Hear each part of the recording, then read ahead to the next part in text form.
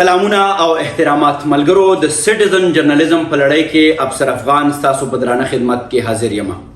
نن چې کوم موضوع کوم ایشو یا کوم ټاپک ما راوړی دی هغه ډېر زیات مهم دی. هغه ټاپک نه یوازې زمونږ د پښتون چاپیرچل بلکې د دې سیمې په مخ باندې چې څوک هم باشعوره وګړی اوسیږي نو د هغه دپاره ډېر زیات د اهمیت وړ دی او دغه موضوع ده د ډاکټر اباسین یوسفزۍ صاحب په اړه. ډاکټر اباسین یوسفزۍ صاحب چا چې 10 کاله نیغ په نیغه په اسلامیه کالج پوهنتون کې د یو استاز په حیث باندې د یو مدرس په حیث باندې خدمات کړي دي او د دې ترڅنګ څلوېښت کاله همدغه اباسین صاحب د پښتنو دپاره او په تیره د ادب دپاره زمونږ نمایندګي په بهر دنیا کې هم کړې ده، په نورو صوبو کې هم کړې ده. دوی 40 کاله خدمت کړی دی. اباسین صاحب د دوه هیوادونو افغانستان او پاکستان په شریکه باندې نشنلی ډیکوریټډ شخصیت دی. دته قامي جایزې ورکړې شوې دي او داسې وړې بلها جایزې هم د اباسین صاحب په برخه باندې دي. اباسین صاحب څېړنه هم کړې ده. اباسین صاحب د پی ایچ ډي مقاله هم لیکلې ده. اباسین صاحب د شاعري ټولګو هم څښتن دی. خو دغه اباسین صاحب چې په اسلامیه کالج پوهنتون کې و نو دی اوس ریټایر کړی شوی دی او داسې ریټایرمنټ چې اوس هم د اباسین صاحب کره بره 2 کاله حق کیږي. نو دا یوازې ریټایرمنټ او د 2 کالو د حق خبره نه ده بلکې د دې سره د اباسین صاحب نور هم ډېر څیزونه بیا تړلي دي. په دې باندې به تفصیلي خبره کوو چې زمونږ هغه اباسین صاحب چې هغه زمونږ آیکن دی، زمونږ فیس دی او هغه یو ادارې له 10 کاله ورکړه او 10 کاله پس اباسین صاحب په داسې حال کې ریټایر کړی شو چې هغه اوس عدالت ته تللی دی. هغه د خپل ریټایرمنټ نه بالکل مطمئنه نه دی. فاروق شاه صاحب ډېر محترم د اباسین صاحب د ډېرې زمانې ډېر نږدې ملګری او د هغو د هر څه نه خبر دی. د اباسین صاحب قصه به د ډېر محترم فاروق شاه صاحب نه اورو. فاروق شاه صاحب په خیر راغلی، ستړي مه شئ. السلام علیکم افسر صاحب. خوشحاله اوسئ، ډېره زیاته مننه کومه. فاروق شاه صاحب ډېره مهمه موضوع ده. اباسین صاحب منګه وینو ګورو، تاسو هم منګه هم ورسره ډېر نږدې ناسو. اباسین صاحب دغه ریټایرمنټ ایشو راغله، هغه عدالت ته لاړو. دا پوره قصه څه ده، په فایل کې څه دي او تاسو له دې نه څومره خبر یې؟ افسر دا ډېر امپورټنټ ایشو ده او زه ډېر خوشحاله یم چې تاسو هم ریالایز کړه. موږ ملګري خو ټولو سره لګیا یو، موږ ټول چونکې سروس نه په دې وخت ریټایرډ نو موږ لږ سرکاري محکمو کې د خو په ټیچینګ کې پاتې شوی دی، موږ په دې سرکاري محکمو کې هم پاتې شوو نو موږ ملګري هم د دې خبرې دپاره ډېر خفه یو. جی نو زه خو ورپسې لاړم، دغه ټول فایل مې وکتو، مې د ایشو څه ده نو د ده سره داسې بدقسمتي ورته کې شوې ده جی چې په دې کلي سکولونو کې به تاسو خیال وي موږ په دې کلو کې او دی خو د غرونو اوسېدونکو سړی دی چې هلته خو اکثر خپل ماما خپل خورای بوزي بالکل سکول ته، کله تر بوزي او کله اکثر ماما کلی یو بل مشر هم بوزي، بل مشر څوک داسې پوهې لږ سبق ویلی یا بالکل. نو د اباسین صاحب هم دغسې سټوري ده چې هغه هلته سکول ته تللی دی نو بس هلته د سکول ټیچر یا عمر لیکلی دی یا نه دی لیکلی خو چې دی کله د میټرک ته را رسېدلی دی نو دلته هغه سرټیفکیټ ایشو کولی نو دوی پکې یو ډیټ ورچولی دی. نو ډیټ څه دی؟ ډیټ دی په خپل مشر رور نه حسین شاه خانجي ټول دنیا یې پیژني، په هغه نه هم دې 6 میاشتې مشر کړی دی. نو دی چې بیا د اف او دې لیول ته راغلی دی نو ټیچرز به ورته ویلي چې یاره مطلب دا مشر رور نه اوس ته مشر نو دا خپل ایج دی ټیک کا. نو اباسین صاحب داسې کار کړی دی چې هغې دپاره تللی دی کورټ ته، ډېر په ښه طریقه باندې چې کومه یو لیګل طریقه ده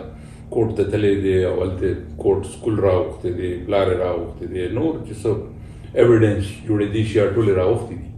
او دا فیصله یې کړې ده چې د اباسین صاحب دا خپل عمر دی چې کوم کریکټ عمر دی چې دا اوکې او دا فیصلې کاپي بیا پېښور بورډ و هغه وخت کې یو بورډ نو صرف پېښور بورډ و هغوی ته یې لیږلی ده او نور څومره کنسرن ګورمنټ ډپارټمنټس کې دی شي صحیح. د هغې نه پس بیا دی په 92 کې دا په 82 کې دا فیصله شوې دا په سروس نه د تقریبا 10 کاله مخکې دا فیصله کړې ده د اف ای او د دې لیول کې. جی نو هغه په 92 کې د اسلامي کالج ته راغلی دی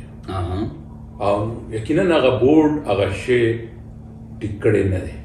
هغه نه دی پروسس هغه پروسس شوی څه دی خو بد دی ورته ریمایندر ولېږي چې زما دا هغه کوټ فیصله درله او تاسو دا ټیک کړئ خو هغوی نه دی ټیک کړی څنګه زموږ د ګورنمنټ ډپارټمنټ دي تا ته پته ده په خپل کار پسې او په خپل فایل پسې به ګرځئ نو دی چونکې بزي غوندې سړی دی نو د سره دومره ټایم نه نو د هغه سرکاري طریقې کار ډېر ټیک کړی دی چې ریمایندر یې په وخت نو وخت ورکړی دی ښه په هغه باندې چې یاره زما دا فیصله تاسو سره پرته زما دا ډیټ تاسو کریکټ کړئ هغوی نه دی کریکټ کړی بیا چېرته په 2017 کې چېرته د بیا اپلیکیشن ورلیږلی چې زما دا هغه ټیک کړي چې د ریټایرمنټ ایشو دا هم رانږدې شوی 4-5 کاله و پکې نو دوی ورکړی دی هلته څوک دی چې هغه کتلی دی چې یاسین صاحب اپلیکیشن دی نو چې هغه چیک کړی دی او فایل یې کتلی دی نو هغه ورته بیا امیډیټلی دا شی ټیک کړی دی او دته یې کاپي ورکړې ده نو دته چې کاپي ورکړې ده نو د کنسرن ایجنسیانو لایک اسلامي کالج کې ته نوکري کوله هلته یې داخل کړی دی نادرا پاسپورټ په دې چې دی بارم ډېر ګرځي داسې زونم کول پکاري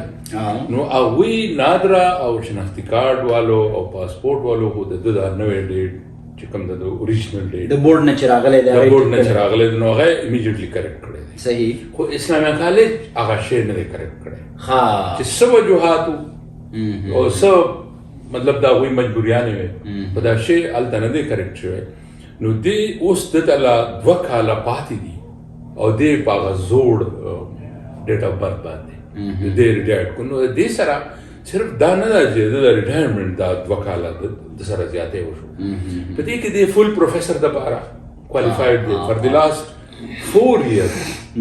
دی فل پروفیسر دپاره although چې د ډپارټمنټ چیرمین دی او دلې هغه اسسټنټ پروفیسر والا ګریډ ورکړی دی او پرسنل ګریډ کې دی هلته دی په 19 کې خو مطلب دی په کارو چې ایز پروفیسر ایز فل پروفیسر ریټایرډ شوی دی الریډي ډپارټمنټ هیډ کوي دی پراید اف پرفارمنس دی په خپل فیلډ کې او ښه ډېر کنټریبیوشن یې دي د ادب دپاره چې د کوم شي دی نوکري کوي هغه د پروفیشن هم دی نو په هغې کې دی ایکسلنس ته رسېدلی دی نو دې شیز دله مطلب دا تاوان هم ورکو چې دی هغه فل پروفیسر والا شی هم پاتې شو او بل زه دې ته حیران یم مطلب دا خبره ډېره په دې باندې غور کول پکار دي